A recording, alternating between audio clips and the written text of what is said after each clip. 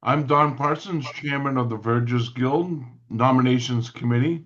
So I would ask you to please introduce yourself, where you're from, and what church you attend. Sure, Don. Thank you. My name is Kyle Sabo. I am from Long Island, New York, in the Diocese of Long Island, and I am attending the Cathedral of the Incarnation, which is our cathedral church in the diocese, which is in Garden City, New York. And I am the Dean's Verger there at the cathedral. Excellent. Well, welcome. Thank you. In ever-changing world, how are your Verger duties adapt to change?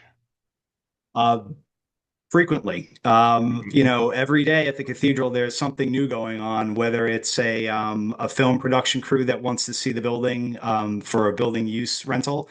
We've been doing a lot of weddings at the cathedral that are not necessarily parishioners of ours. So there's a lot of teaching about our space. We've recently tried to open the building up more frequently for the community use. So while we're very careful with guarding our sacred space, we're also very open and welcoming with giving people the opportunity to get in there and utilize it. And they're bringing in equipment that may not be ours, technology that we may be unfamiliar with. So it's always a learning opportunity when we're talking with folks about the space and about our congregation. So we really enjoy it. Wonderful. How do you go about getting more Vergers to be active in the guild, and how do you see them serving? That's a great question. On the diocese in the Diocese of Long Island, we didn't really have a very strong tradition of vergers until some of the vergers at the cathedral and I attended the Verger conference in San Diego 2 years ago, and we came back with a real head of steam about teaching others in the diocese about the Verger ministry.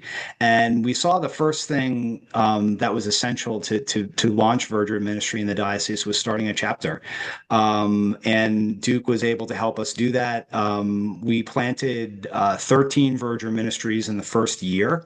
We're working with another four parishes this fall on starting a Verger ministry. So we're really rocketing forward with teaching people about what we do, why we do it, and to your earlier question, how it can change. It's not simply just ceremonial stuff. We view vergers on Long Island as a real key element in helping clergy who may not have a lot of resources in their parish. It is truly a diocesan ministry where we're frequently serving at each other's churches and helping each other out.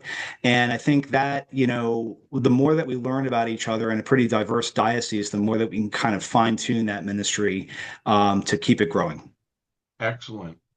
What would you consider the Verger's role as managerial or leadership, and why? I think first it's leadership. We're working in the cathedral on revising our customary, actually building one from the ground up. And our dean and our clergy have really shared equal footing with us in this project, not only taking into account what may be correct in a book somewhere, but more importantly, what's our tradition at the cathedral? What's our shared lived experience about how we do liturgy here? In a very diverse, growing community, including a lot of folks not from this country. A lot of Caribbean folk attend church with us. So, when we think about that at the cathedral, and certainly something that I think about every day, is how are we working to make sure that that door is always open for people? And of course, there's a lot of nuts and bolts. There's a lot of managerial stuff that goes into this ministry. We have five regular vergers at the cathedral, and we have all found that we all excel at different things. Some people are really good at the nuts and bolts of building a rota for lectors and ushers, and some people are good, functioning as the bishop's chaplain in the liturgy. So we really work as a team, and even though the managerial nuts and bolts part is essential to what we do, we also operate in a space where we're recognized for our leadership in liturgical ministry. So we're kind of a mixed bag. Excellent. This is a funny question, but it's 7:45 a.m. on Sunday morning, and you are all ready for the services that starts in 50 minutes, but no clergy is present. How do you respond? It's not such a funny question. It has certainly happened to us before. We've also dealt with clergy getting sick, and having to scramble around to figure things out. And we are very blessed at the cathedral with a total of 10 either full or part-time priests. So we can usually get somebody there shortly. But we're always quick to adjust and say morning prayer, if we need to.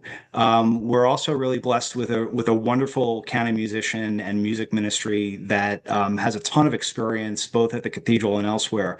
So we can usually slap something together, but we've learned to adapt around that. And hand in hand with that question is the microphones don't work, half the power's gone off. It's sort of like the second the plan gets written in stone, then it changes. And we're all very adaptable, and I try to be as well. Although it's not always easy at 7:45 in the morning. I'm more of an 11:15 verger. But our morning folks are pretty good.